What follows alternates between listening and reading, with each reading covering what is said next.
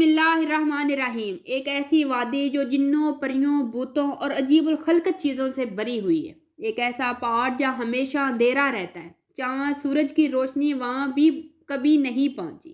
وہ وادی جہاں پر آج تک کوئی شخص نہیں جا سکا۔ کیا یہ وادی جنوں کا دیس ہے یا کسی اور وادی میں جانے کا کوئی نیا راستہ؟ کوکاف کا لفظ ذہن میں آتے ہی کوئی عربی کہانیاں ذہن میں آنا شروع ہو جاتی ہیں۔ ایسی کہانیاں جو بادشاہوں کی شہزادیوں سے شروع ہو کر جنوں، بھوتوں، دیوں کے زیر اثر اور زیر قید شہزادیوں پر جا کر ختم ہو جاتی ہیں۔ ایسی کہانیوں کا عموماً مرکز یہ ہوتا ہے کہ فلاں ملک کے فلاں بادشاہ کی نرم و نازک بیٹی کو جن یا دیو اٹھا کے لے گیا اور کوکاف کی وادی کے کسی تاریک محل میں جا کر قید کر دیا۔ پیارے دوستو، اس طرح کی کہانیاں ہندوستان، ایران اور عرب ممالک میں افسانوی کتابوں میں بہت اہم مقام رکھتی ہیں۔ تحریری شکل میں موجود ہونے کے علاوہ افسانے سینہ بسینہ روایتوں کی شکل میں بھی منتقل ہوتے آئے ہیں۔ جبل کاف یا کوہکاف عربی افسانوں میں ایک پہاڑی سلسلے کا نام ہے۔ اسلامی روایتوں میں کوہکاف کو جنوں کا شہر بھی کہا جاتا ہے، جسے خدا نے چمکتے زمرد سے بنایا، جبکہ ایرانی روایتوں میں یہ علاقہ شمالی قفقاز سے شمار کیا جاتا ہے، جس کو آج تک کوئی بھی انسان قبضہ کرنے میں ناکام رہا ہے، کیونکہ قدیم روایتوں میں اس علاقے کو اسرار نے ڈھانپ رکھا تھا۔ کوہکاف دراصل ایک طویل پہاڑی سلسلہ ہے۔ یہ زمین کا سب سے دور دراز مقام کہا جاتا ہے، جو داستانوں میں زرتش کی سرزمین سیمرغ نامی پرندے کی وجہ سے مشہور ہے۔ کہا جاتا ہے کوہکاف سبز زمرد سے مزین ہے، جس میں آسمان کا عکس پڑتا ہے۔ کوہکاف کو جنوں کا شہر بھی کہا جاتا ہے۔ زمانہ قدیم میں جنات کی نسلوں نے بہت ساری حکومتیں قائم کی۔ امام قذفی لکھتے ہیں کہ کوہکاف کئی علاقوں پر مشتمل ہے۔ اس میں 70 زمینیں چاندی کی ہیں اور 70 زمینیں سونے کی ہیں اور 70 ہی مشک کی ہیں۔ عربی کتابوں میں کاف پہاڑی سلسلوں میں سب سے اونچا تھا، جو اللہ کی طرف سے زمین کو سہارا دینے کے لیے بنایا گیا تھا، اور یہاں زمین پر جتنے بھی پہاڑی سلسلے سب ہی کوہکاف سے زیر زمین جا کے ملتے ہیں۔ کوہکاف جو اس پہاڑی سلسلے کا سب سے بڑا پہاڑ ہے، تمام پہاڑی سلسلوں کا مرکز ہے۔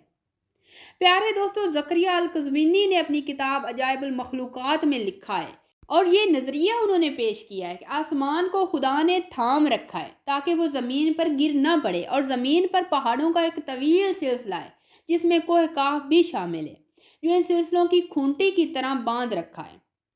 اسی طرح مشہور بزرگ جلال الدین رومی نے کوہکاف کا ذکر کچھ یوں کیا ہے کہ طاقتور بادشاہ سکندر نے آب حیات کی تلاش میں جب مشرق کا سفر کیا تھا، اس سفر میں آپ کوہکاف تک جا پہنچے تھے۔ جب آپ وہاں پہنچے تو دیکھا وہاں پر فرشتہ اسرافیل قیامت کا انتظار کر رہا تھا، سور پھونکنے کے لیے۔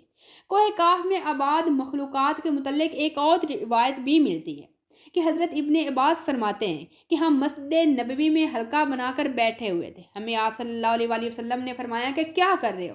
تو ہم نے عرض کیا کہ ہم سورج کے متعلق غور کر رہے ہیں کہ وہ کیسے طلوع ہوتا ہے اور کیسے غروب ہوتا ہے۔ فرمایا تم نے اچھا کیا، ایسے مخلوق میں فکر کیا کرو، خالق میں فکر نہ کرنا، کیونکہ اللہ جس کے لیے جو چاہتا ہے وہ کرتا ہے۔ تم اس سے تعجب کرو کہ کوہکاف سے آگے 7 سمندر ہیں، ہر سمندر 500 سال سفر کرنے کے برابر ہے، اور اس کے آگے 7 زمینیں بھی ہیں جو نور ان باسیوں کے لیے چمکتا ہے۔ کوہکاف کے آگے 70,000 مخلوقات ہیں جو اڑتی ہیں، ان کو پرندوں کی شکل میں پیدا کیا گیا۔ یہ مخلوق اور ان کے بچے پیدا ہوتے ہی آسمان میں اڑنے لگتے ہیں۔ یہ اپنی تسبیح کی ادائیگی میں ذرہ برابر وقفہ نہیں کرتے۔ ان کا کھانا بھی ہوا ہے، ان کا پینا بھی ہوا ہے، ان کا لباس بھی ہوا ہے، ان کے برتن بھی ہوا کے ہیں۔ وہ نہ یہ جانتے ہیں کہ اللہ نے حضرت آدم کو پیدا کیا، اور نہ یہ جانتے کہ ابلیس کون ہے، اور نہ ہی ابلیس کی اولادوں سے واقف ہیں۔ پیارے دوستو، اللہ تعالیٰ نے کوہکاف کو دنیا کے گرد تخلیق کیا ہے۔ یہ تمام دنیا اس پہاڑ کے درمیان ایسے موجود ہے جیسے ایک انگلی میں انگوٹھی۔ کوئی بھی انسان وہاں پہنچ نہیں سکتا، کیونکہ وہاں پہنچنے کے لیے 4 مہینے اندھیرے سے گزرنا پڑتا ہے۔ یہ وہ پہاڑ ہے جہاں سورج ہے، نہ کوئی بھی چاند موجود ہے۔ یہاں تک کہ یہ لوگ چاند سورج کے بارے میں کچھ جانتے یا علم تک نہیں رکھتے کہ اللہ نے چاند اور سورج کو بھی تخلیق کیا ہے۔ جو روشنی ان تک پہنچتی ہے وہ کوہکاف کی ہے، اور وہاں موجود لوگ جڑی بوٹیاں کھاتے ہیں، اور ان کے بدن پر کوئی کپڑا نہیں ہوتا۔ تو صحابہ نے پوچھا کہ یا رسول اللہ، کیا وہ لوگ فرشتے ہیں؟ فرمایا نہیں، وہ فرشتے نہیں ہیں، لیکن اللہ نے ان کی فرما برداری بالکل فرشتوں جیسی رکھی ہے۔ پھر فرمایا کہ معراج کی رات ان کی ملاقات کوہ کاف کے لوگوں سے ہوئی اور وہاں کے لوگوں نے آپ صلی اللہ علیہ وسلم کی دعوت کو قبول فرمایا اور وہ مسلمان ہو گئے۔ صوفیہ کرام کے مطابق کوہ کاف دراصل اس سرزمین پر موجود کوئی پہاڑ نہیں ہے۔ کوہ کاف سے مثال عالم میں واقع وہ پہاڑی سلسلہ ہے جو بذریعہ کشف اولیاء کرام کے مشاہدے میں آتا ہے، جیسا کہ خواجہ فرید الدین عطار نے اس تصور کو مشاہدہ کیا ہے کہ طریقت میں اس شعور کا دائرہ سمجھا جاتا ہے جسے پا کر بندہ متنافی اللہ کے درجے تک پہنچ جاتا ہے۔ بہت سارے لوگوں کا یہ ماننا ہے کہ لفظ کاف کسی چیز کے مرکز کو ظاہر کرتا ہے۔ یہ لفظ اتنا مقدس ہے کہ قرآن میں ایک پوری سورہ کاف اس نام سے موجود ہے، جو اس کوہ کاف پہاڑ کی طرف اشارہ کرتا ہے۔ اس صورت میں اللہ کی وحدانیت اور موت زندگی کا نظریہ بھی پیش کیا گیا ہے۔ کوہ کاف جغرافیائی اعتبار سے ہماری اس سرزمین میں کہاں پر موجود ہے، اس کے متعلق مختلف نظریات پائے جاتے ہیں۔ زیادہ تر مورخین نے اس بات پر اتفاق کیا ہے کہ عربی داستانوں کو کوہ کاف کفکاس یعنی ماؤنٹ کوکس نامی ایک پہاڑی سلسلہ ہے۔ یہ علاقہ یورپی روس میں بحر اسود اور بحر قزوین کے درمیان موجود ہے، جس میں آرمینیا، آذربائیجان، داغستان اور چیچنیا جیسے ممالک شامل ہیں۔ یہ علاقہ قدرتی حسن سے مالا مال ہے، جہاں جانوروں اور پرندوں کی بے شمار اقسام پائی جاتی ہیں۔ جھیلیں، آبشاریں اور چشمے گویا جنت کا نظارہ پیش کرتے ہیں، جہاں پر انسانی آبادی بہت ہی کم ہے۔ یہاں کا پہاڑی سلسلہ ایشیا کو یورپ سے جدا کرتا ہے۔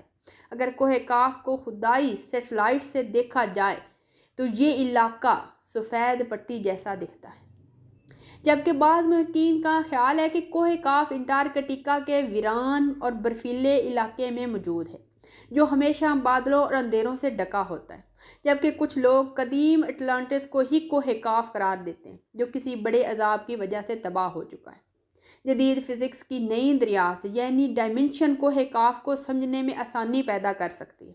دراصل فزکس کی تحقیق کے مطابق ہماری اس کائنات میں موجود کل 11 ڈائمنشن وجود میں رکھتے ہیں، جبکہ انسان 3 یا 4 ڈائمنشن میں زندگی گزار رہے ہیں، کیونکہ ہم ٹائم اور سپیس میں زیادہ دیر تک زندگی گزار رہے ہیں۔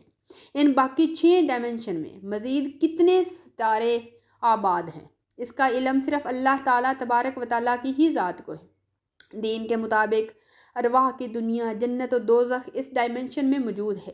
ان میں انسان موت کے بعد داخل ہوتا ہے۔ ممکن ہے کوہ کاف بھی انہی 11 ڈائمنشن میں سے کوئی ایک ہو، جہاں نسل انسانی کا قدم رکھنا ناممکن ہے۔